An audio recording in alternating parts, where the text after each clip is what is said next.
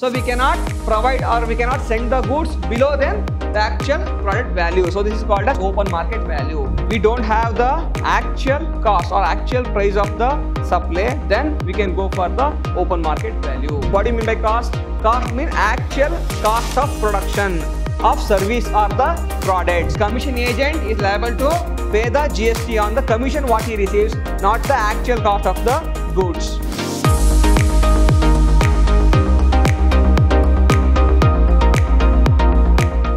Hello my dear students, I am your AJ sir, faculty, Department of Commerce and Management, Vidyashram First Grade College, a Temple of Excellence, Mysuru. My dear students, today's session is all about indirect taxation, 6th semester BCom. Here we were discussing about value of taxable supply in the previous session. The same session going to continue now. Next. Now, what is the meaning of open market value? What is the meaning of open market value? See, if in case we don't have the actual cost or actual price of the supply, then we can go for the open market value. The full value in money to obtain such supply at the time when the supply being value is made. So, actual full value, for example, we don't know the actual price. There will be 10 products in a supply or in a transaction. If in case we don't know the any particular value of that particular any product, so then we can consider the whole value of the supply. If in case we still don't know the actual price or actual value of the supply, if in case any amount included, like it may be integrated tax, central tax, state tax, union territory tax and any other cess payable by the transaction, if in case any amount included in that particular value of supply, we can exclude those items. Next one, where the supplier and the recipient are not related, they should be unrelated person. Already explained you. So, a supplier and the recipient should be other person or unrelated person. Person means it may be institution or any individual. So, they should not be a part of the institution. They should not be part of our own business, like it may be our branch office or it may be our employees, our shareholders, our partners. So, I should not supply those goods to our own business unit or our own business employees or partner. If in case I am supplying those goods or supplying those goods, that amount cannot be considered as a supply. Next one, price is the sole consideration. What do you mean by that? See, actual price of the product, that is the sole consideration. So, not the tax, not the state or union territory tax and not the discount. The actual price of the product should be the sole consideration while calculating the valuation of supply. Now, let's go to the next slide. Meaning of like, kind and quality. What do you mean by that? See, in case we don't have the open market value, what we should do? See, any other supply made under similar circumstances in respect of the characteristics, quality, quantity, functional components, materials and reputation of the product or service. For example, if a market or supplier doesn't know the actual value of the supply, then tax authority how to find out the actual value of the supply? So then if in case any other product available in the market, for example, I am having a product. The product name is A. Okay, same product type of product is available in the market which is having same characteristics, same quality, quantity, functional components and also reputation, that means brand. Reputation means brand, that type of brand. So, in this case, if we don't know the actual value of the A product, so there are B, C, D like this, so many products available in the market which is having same characteristics and quality, quantity, and those price we know the actual price of this type of products, we can consider, or the actual product of A, B, C will be the value of supply of A also. So, I hope you are understanding. In case we don't know the actual price of the product A, for example, a pair of shoes, Nike shoes, let's assume. So, we don't know the actual price of the supply. Okay, 100 box of shoes we are receiving a supply and we don't know the actual price. So, but other brands of shoes available in the market which belongs to same type of functional components and also same type of quality and quantity material used to produce that particular product, and we know the value of this supply, we don't know the value of our supply. In this situation, the tax authority will consider this supply, value of this supply. This is the like kind of product. Next one, for example is quoted. When an LED is supplied for 50,000, a supplier supplying LED TV for 50,000 against for consideration of 50,000 in cash. So he receiving cash in 50,000 and a barter system of sound system. What do you mean by that? So he is receiving 50,000 rupees in cash and also sound system worth of rupees 15,000. See, so 50,000 rupees I am receiving cash and a sound system worth of 15,000. But I don't know the actual value of supply here. I don't know the actual value of supply. So if you add it here, you will get 65,000. Is this the actual value of supply? No. The tax authority will compare this product to other products available in the market. Are understanding? So the tax authority will compare other products available in the market, like it may be same type of product, the LED TV, the same type of LED TV available in the market for 70,000 or 75,000, it is available. So here I am receiving how much? To reduce the tax, I am only selling the goods for 65,000. So that I can tell the tax authority, just I received 65,000, please collect the tax only for 65,000. But what tax authority will do? Tax authority will compare other products which is having same quality, same quantity, same design. So that cost of material will be 75,000. Then the tax authority will consider 75,000, not 65,000. You understand? So here see, if the open market value of LED is not known, the value of supply of LED is 65,000 and because of 50,000 in cash and 15,000 in sound system, and however the open market value of LED is 70,000. The other products available in the market is 70,000. That's actual value. And if you show 65,000, the tax authority will not agree for the 65,000. They will consider 70,000, which is other products available, same kind, same quantity, like kind of products. This is the meaning of this definition. Let's go to the next slide. What do you mean by distinct person? What do you mean by distinct person?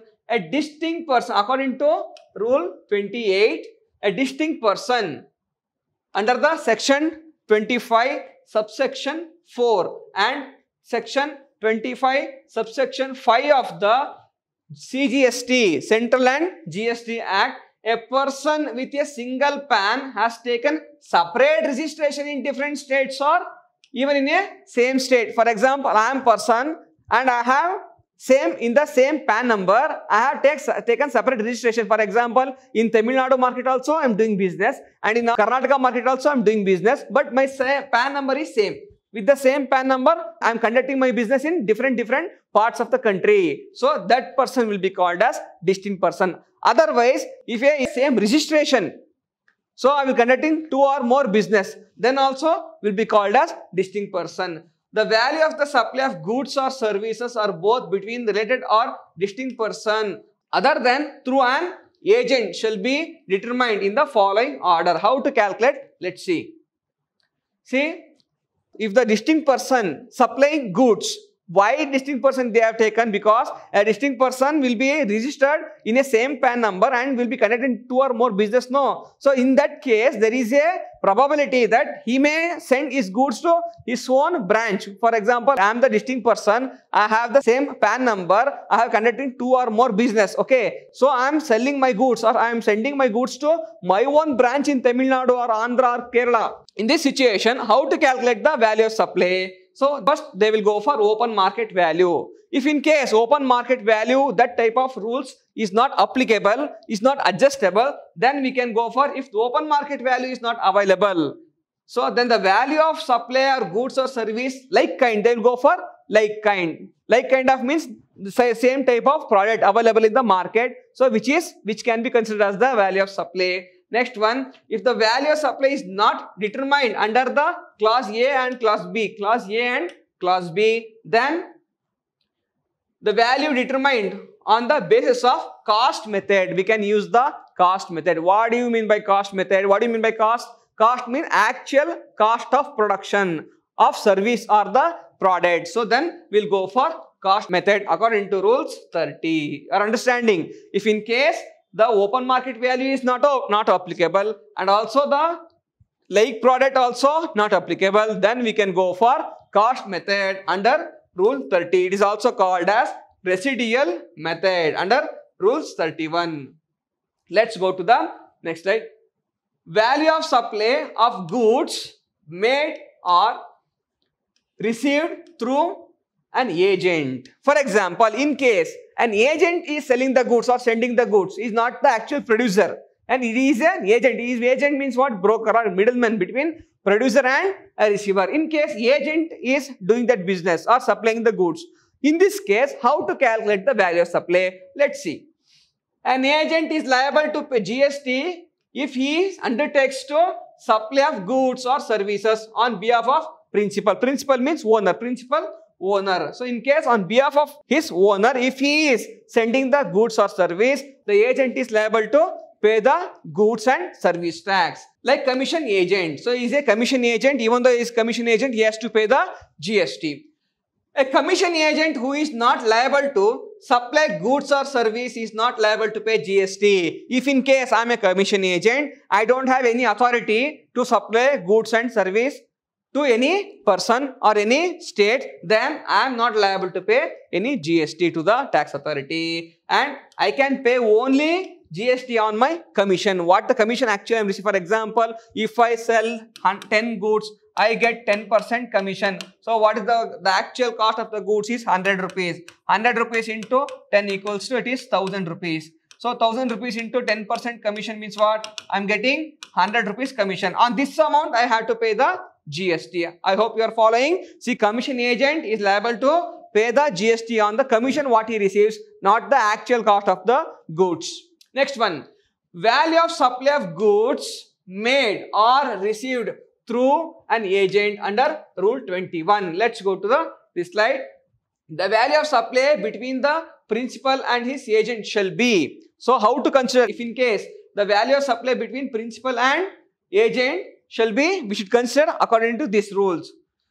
The open market value of the goods being supplied. So if in case open market means the other product available in the market, what is the actual? For example, in the market there is A product is there, B product is there, C is there, D is there, E is there. Okay, there are 4 or 5 types of product is there. All the products is, it may be 70,000, it is also 75,000, it is also 70,000, 70,000 and 70,000. What is the open market value? The actual market value is 70,000. So we cannot provide or we cannot send the goods below than the actual product value. So this is called as open market value. Next one, at the option of supplier, if supplier agrees 90% of the price charged for the supply of goods like kind and quality. If supplier agrees, we can also consider 90% of the other products available in the market which is having like kind of or like kind of quality and quantity in the market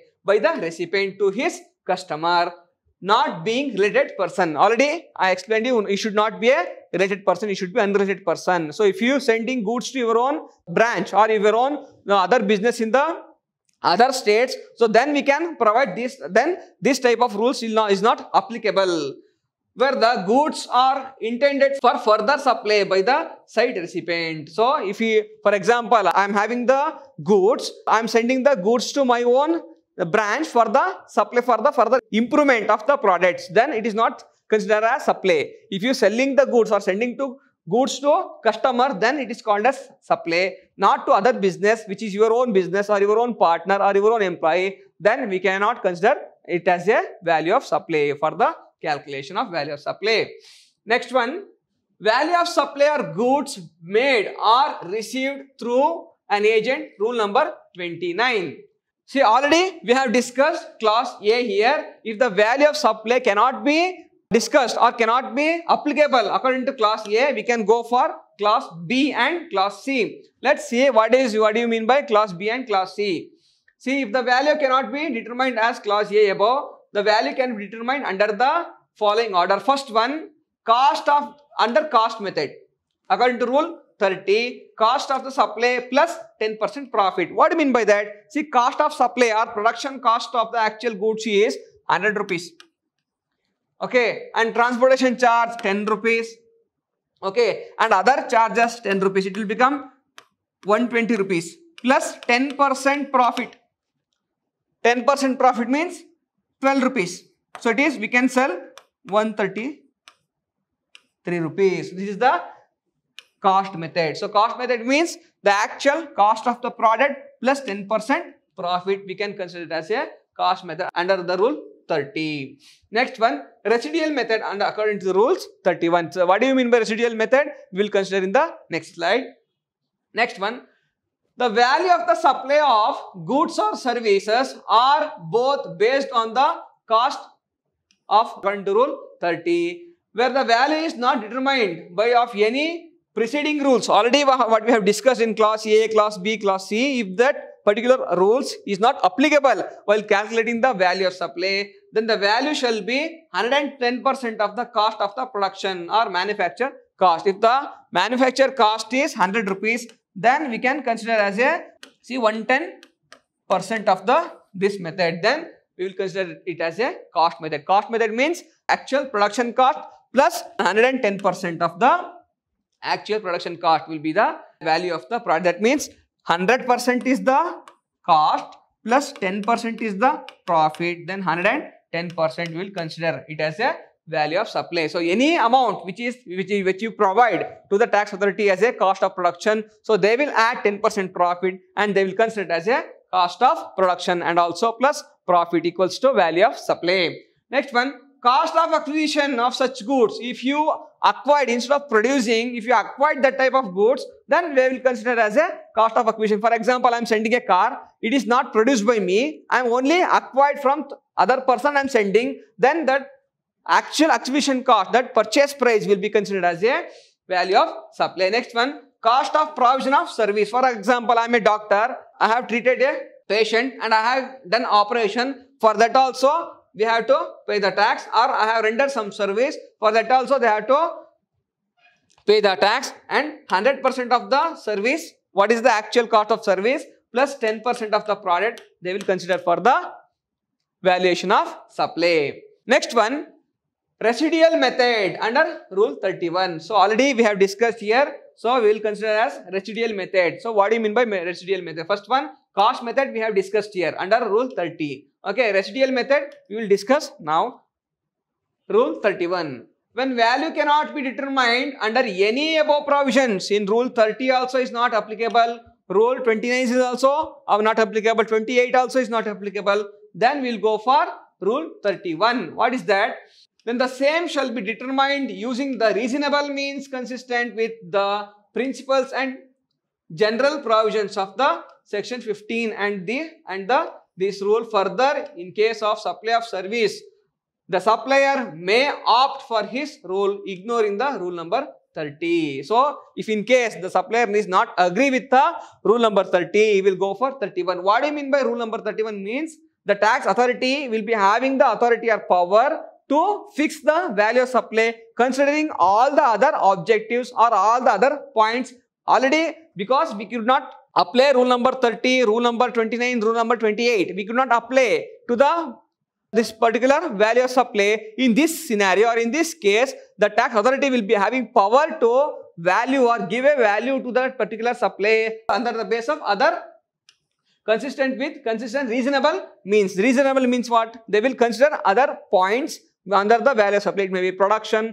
or it may be distribution cost, or it may be transportation cost. They will get all the information from the supplier and they will fix the actual cost of the product.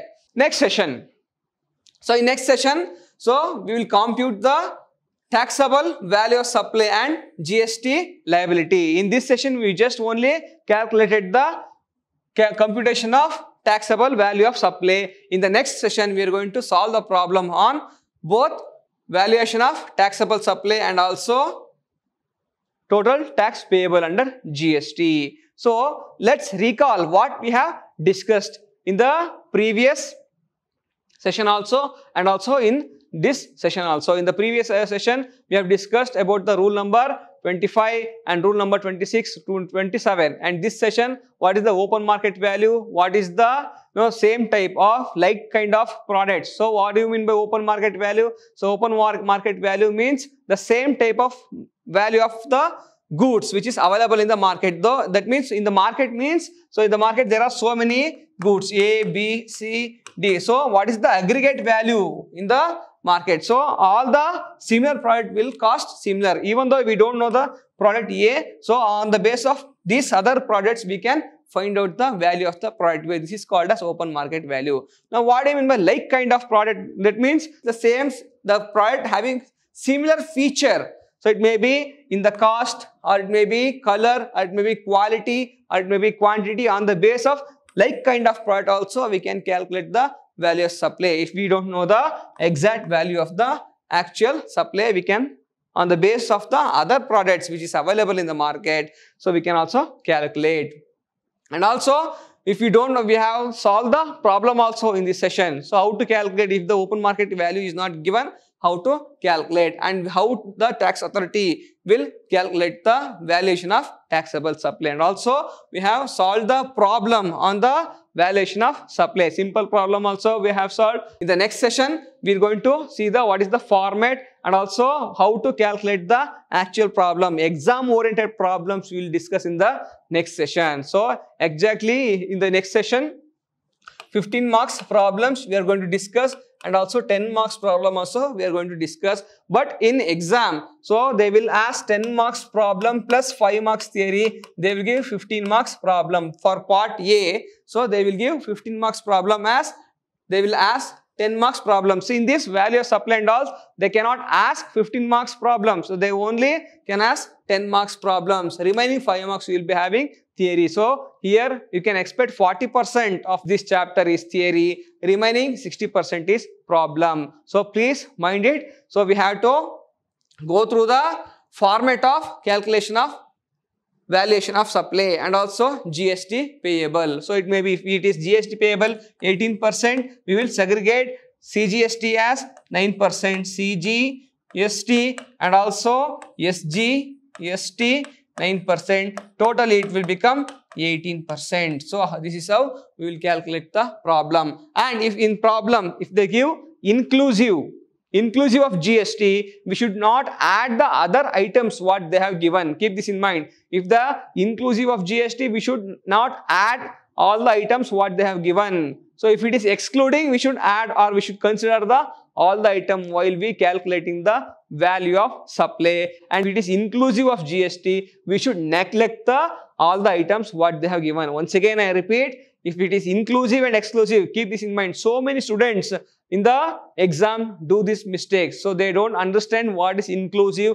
and what is exclusive. So if they give inclusive, that means already they have included all the items in the given and already tax is done. Okay. If it is exclusive, that means in the value of supply. So for example, value of supply is 1 lakh rupees. The actual price of the goods is 1 lakh rupees plus inclusive of tax means they will give one package charges, or it may be transportation charges, handling charges. They will give like so many items. So in this case, we should not consider this item since already it is inclusive. It is exclusive. We should add all the items what I have given in the product. So apart from few, it may be discount or subsidy from the government, we should neglect it, and other items we should neglect it, and also remaining items we should add in case of exclusive. Keep this in mind, inclusive and exclusive. Inclusive means the tax is inclusive and also this items also inclusive. If it is exclusive means